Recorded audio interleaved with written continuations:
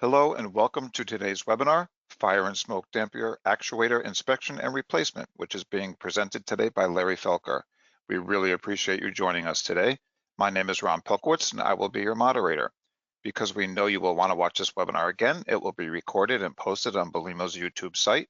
And we will have a question and answer session at the end of the presentation, and we'd like to hear from you. So at any time, I invite you to type your questions into the question box, and I will read them aloud during the question and answer session. Larry will answer as many questions as we have time for, and if he does not get to your question, please rest assured that he will answer it via email afterwards. Again, thank you very much for joining us today. And Larry, it's all yours. Hello. Subject is fire and smoke damper actuator replacement.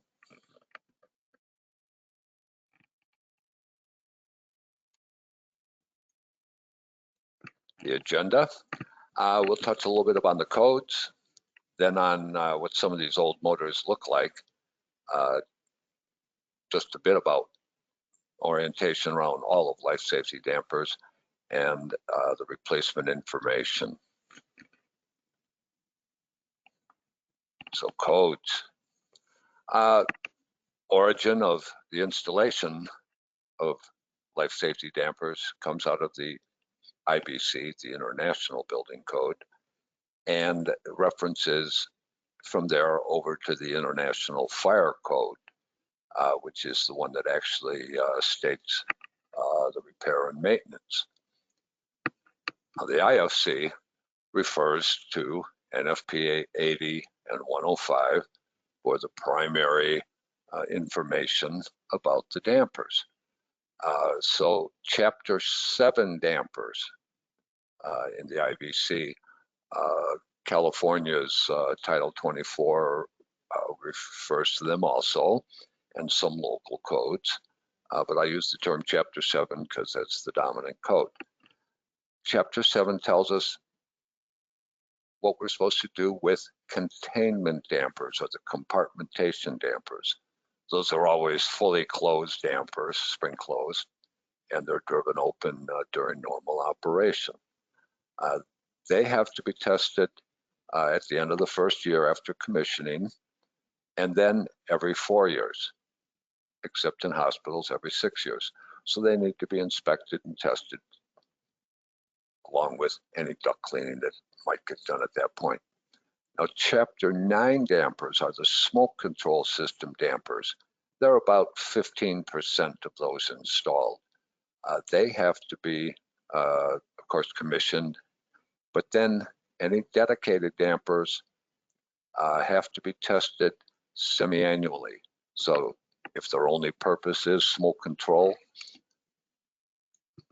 smoke exhaust, then they're going to have to be tested twice a year. If they're not dedicated, if they're part of the HVAC system, then they're supposed to be inspected annually. And that's because normal operation would show us that they'd failed, and they'd be repaired along the way. Fire detection and smoke control systems do have to go through a weekly self-test. Sometimes the dampers are included, sometimes not. There was exceptions in the IBC about those because you could interfere with normal operations if your smoke control system started self-testing them.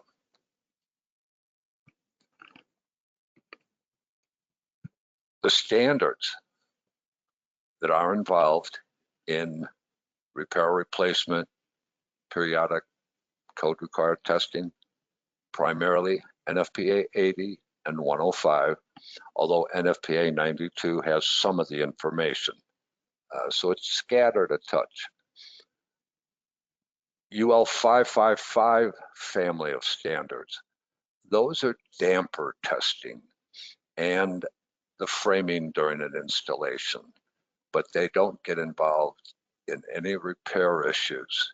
UL specifically excludes repair replacement as being part of 555. So the correct standards to look at are 80, 105, and 92. They have the information in them. In the marking guide, latest version is 2016, but it's still current. Very clearly states replacement of actuators not covered by UL 555. And I see a typo there, in UL 555S. UL does not regulate replacement issues. The authority having jurisdiction does. So that's a local issue. And talking to fire marshals, one of my favorite things said to me was, well, use common sense, fix it. And it's correct. There is never a question about whether you can repair or replace a damper with a defective actuator. You've got to do it as soon as possible. And that comes out of NFPA 80 and 105. There are two questions that matter. Is the damper functioning? And of course, you got to check it. And then you need a permit in any inspection. Excuse me. I'm in Reno, Nevada, and the air quality here is terrible. We've got a lot of smoke from the fires coming through. Permits and inspections are not commonly required, but when you're doing a pneumatic to electric replacement, you're going to need an electrical permit at the least. And there's a couple other caveats that I'll cover later. We have instructions on the different damper manufacturers and the different actuators. I'll point to them again later too. But when dealing with any replacement, if you're going to get a permit inspection, I would definitely recommend submitting our instructions also. When dealing with the AHJ, and I do this every day, so if somebody wants me to help them, they'll have my email later. I'm happy to do so. But explain what the project is or any of the building details. Let them know you're replacing old, defective, or obsolete motors, that you'll put in an equal or better UL listed Belimo actuator. It's not listed with 30-year-old dampers, but there's nothing available for them anyway. If you're going to touch any alarm wiring, then a full system retest will be made, and that's most prudent. Structural changes, now and then you got to knock some drywall out to even get to a damper. So if you are messing with any structure, then a permit will probably be needed. And then you'll conform and test the damper afterwards. And then I just simply ask them, are there any permit or inspection requirements? Rarely do we need any, except in very large projects, very old dampers. So old motors, what kind of stuff are we looking at? Now and then, forget about replacing the actuator. The damper needs to be replaced. That one over on the left there shows blade clash. Sometimes you find disconnected linkages or blades that are really broken beyond the ability to repair. Replace the damper. The one on the right. And that is a common picture. They cut out drywall in order to push the fire smoke damper shaft in, because the blades of the damper are supposed to be in the plane of the wall. Well, that's a code violation. You've now cut into the drywall. I'd replace the damper. That's easier said than done, of course, because it gets real expensive. You could put sheet metal in behind that place where they've cut out. You might go onto the other side and put the drywall in, but that's a code violation. Over on the left, we did extensive research into that beer can. That is a 1976 design. I got that picture last year. I don't know, but it's possible that for the last 45 years, hard to believe, that damper's not been functioning. On the right, that's an old MA 220 They went through a recall, but you'll see a lot of them.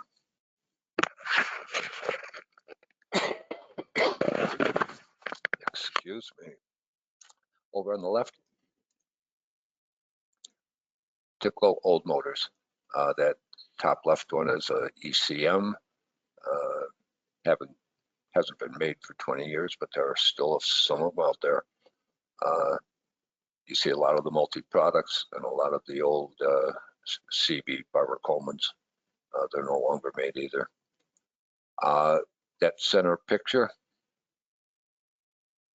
those are non-spring motors. The springs are on the shaft, so you got to do a little of investigation. That's an old Phillips P150 motor. And we have our proverbial board in the damper holding them open down there below.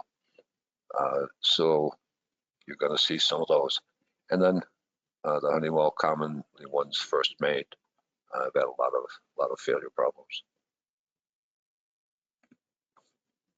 I can't rub in enough. Start with the damper, not the actuator. Very often we're bringing the damper up to a modern standard. So the one there on the left, it's an old multi-products motor, pulley, cable. We can't replace that motor. It doesn't exist anymore. So what we do is we pull it off, and over on the right side, we linkaged it. So at the top right of the picture, we put a damper plate clip on. We run a rod linkage, and we use a linkage actuator. Space constraints are always a concern. We did a mock-up of this one. There were 100 on the project. Worked fine. Inspector reviewed it and approved. But we couldn't start and try to replace that old motor. We had to recontrol it, as it were. This is a theme that's normal. We can't replace that old motor on the left, nor that screen door spring. So we disconnect everything and we mount straight on the damper shaft. It's a simple direct couple. So we don't try to replace the motor. We put the actuator right on the damper shaft, the way a modern damper would be done. Another case of that, well, this one's nice and easy. The spring's right there available. So we can see it's functionally equivalent to a modern Belimo. The spring and actuator are right there, whether the spring's internal or external only matters. Functionally, it doesn't matter, but it matters technically. Well, it's better to have a spring inside the motor. But all we're going to do is direct couple right on that damper shaft. Life safety dampers. Here's what we're looking at. Top left, ceiling and radiation dampers. There's more of them put in than all the others combined. They don't require any testing, but behind every grill and diffuser in buildings, it tends to be a ceiling radiation damper. A variety of configurations exist. The curtain damper is over on the right. That's a fusible link damper. They're never actuated. And they're the fire damper. On the left, not maybe 1% of what's made is an actuated fire damper, but they do exist. And then you got your multi-blade fire damper on the right. They're a higher quality fire damper than the curtain damper, but they cost more, so there's not as many of them installed. Then we have smoke dampers. So the smoke damper will always be actuated. We have a mechanical way of sensing fire. We can just melt the link, but we have no mechanical way of sensing smoke, so we're going to actuate them and use electronic methods. Most common is the combination fire and smoke damper. And here's two samples. They have a bimetal here, manual reset. If it heats up, it pops open. and that will spring the actuator closed. They also have a smoke detector in line with them, which I'll cover shortly. The multi-blade fire damper, a real lot of these old dampers are exactly what we have here. They have a spring on the jack shaft, and they have a fusible link and a couple of arms here in the bottom right, holding the spring from closing the damper. If this fusible link melts, the spring will slam the blades shut. There's no load on the damper when these arms are holding it open. Now, what the damper manufacturers did is they would take their fire damper like this, and they would add an extended jack shaft. Since there's no load from the spring when the arms are holding, the fusible link is holding the arms closed, an actuator could open and close the damper. This was what the older fire and smoke dampers, functionally on all of them, how they were designed. And all we need to do is replace the actuator. We don't touch that spring or the internals, we leave them alone. So replacement becomes rather easy on probably 80% of them. It's the 20% of them that cause you all your troubles. So here again, on the left side, well, we've got a motor underneath there, and spring, and a couple of grab juckets, crank arm. We don't try to replace that defective motor that's underneath all that. We just pull everything off, and we go straight for the damper shaft on the right side. This is a short shaft design, so we put the clamp on the inside. We even left the old motor there because it made a nice base to hold the anti-rotation strap.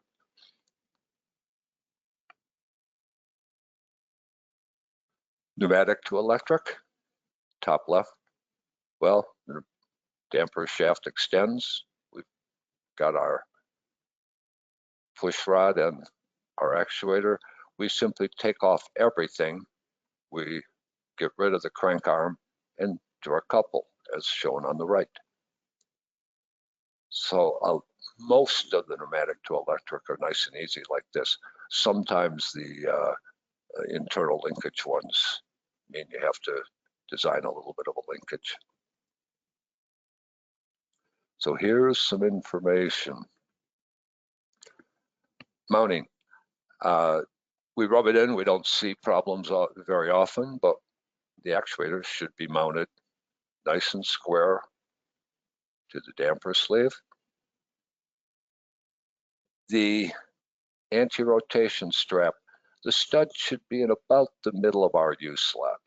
That way, any non-concentric rotation of the jack shaft or damper shaft will be taken up, and the actuator can move up and down a quarter of an inch either way, so that there's no undue torque load put onto the actuator. This is the most important wiring diagram about all this. If you memorize and remember this one, it's what almost all of the controls will fall in place with this. On the left side, we got hot power. It goes into a smoke detector contact, which is normally closed, low smoke. Then we go through to a manual reset bimetal. Typically they're at 165 F, although you will see some 250 and even some 350, not many, a couple percent. Then you go to your actuator, you drive open, and you got common power on the far right. So you got two switches in series. If you get smoke, that contact opens, the actuator springs closed. If you see high temperature, the bimetal pops open, cuts power to the actuator, it springs closed. Note that the actuator is not connected to the fire alarm panel. It is a UL 555 device. It does not involve UL 864, the fire alarm at all, the alarm system is notified by the smoke detector, not the actuator or damper.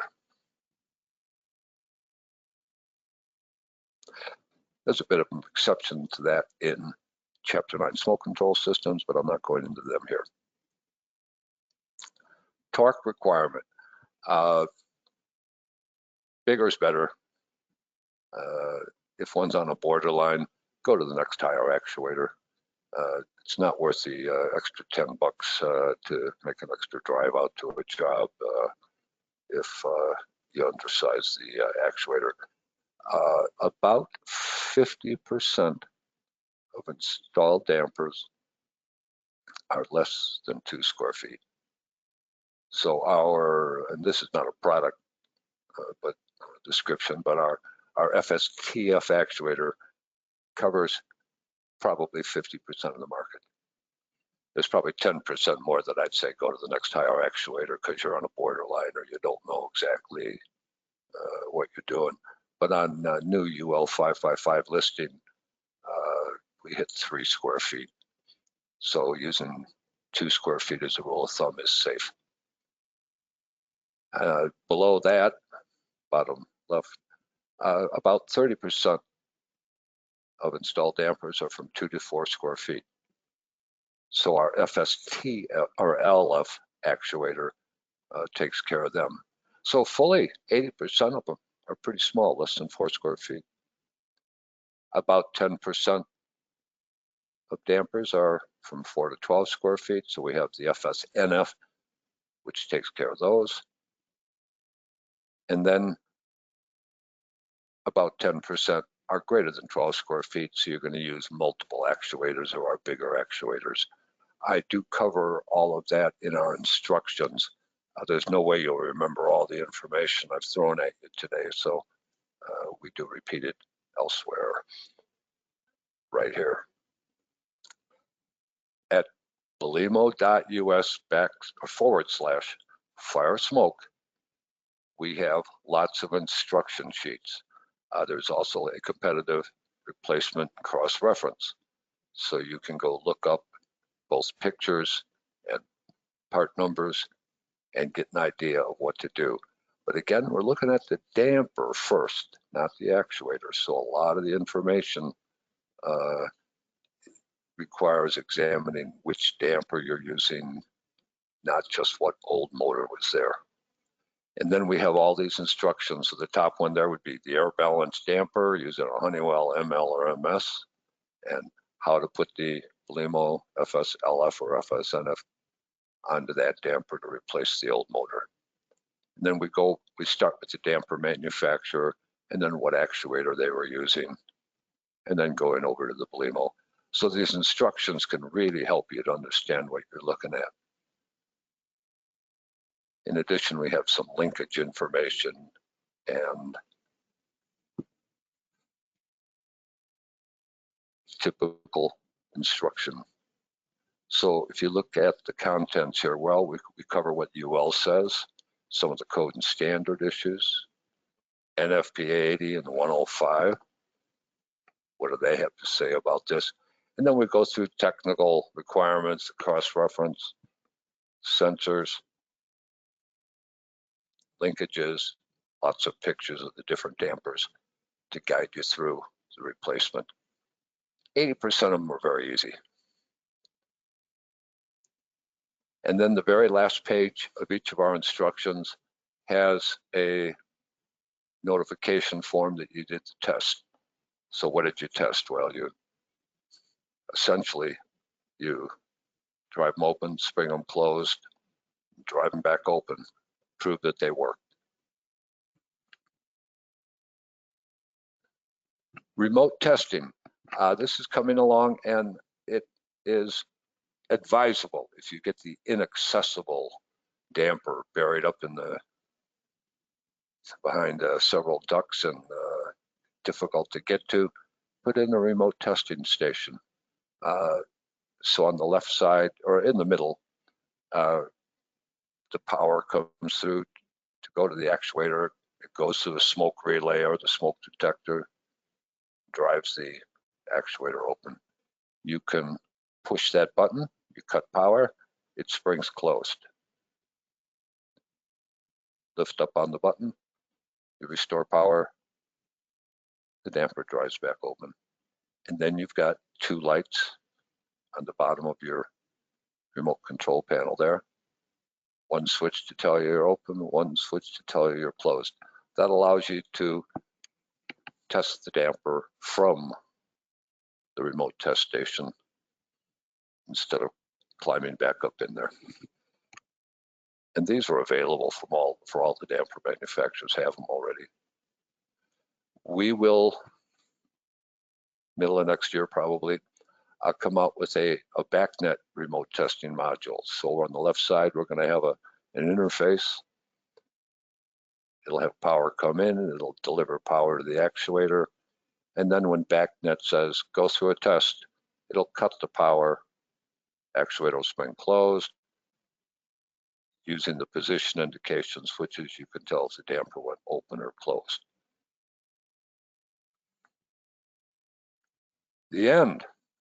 Up at the top is that address again for the instructions and lots of other information, of course.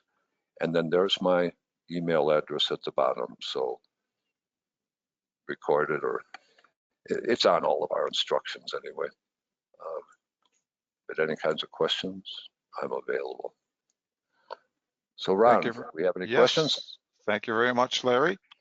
Again, thank you everyone for joining. If we do not get to your questions today, rest assured Larry will answer them via email after today's session, but we have time for 1 or 2 questions. The first one, Larry, is can you install a remote testing station where the damper is inaccessible? Yes. Okay. And codes now allow remote testing. The NFPA 80 and 105 do contain that provision, the 2019 version. So they allow that as a legal method of testing a damper. Okay, thank you. We have time for 1 more question. What were the frequencies for testing dampers again? Can you please repeat that? Every 4 years for commercial building dampers, every 6 years for hospital dampers. Those are the containment or compartmentation dampers. If they're smoke control system dampers, it's every 6 months if they're dedicated for smoke control, and it's once a year if they're part of the HVAC system. So Chapter 9 is annual or semi-annual. Chapter 7 is 4 years or 6 years. Excellent. Thank you very much, Larry. That's all we have time for today, but rest assured again that Larry will answer your questions after today's session. I want to thank Larry again for presenting this today, and also everyone that's joined the call, thank you. And please join us for our next webinar on October 28th for a discussion on Belimo solution to ASHRAE's 62.1 update, dew point versus relative humidity. Thank you all again and have a great day.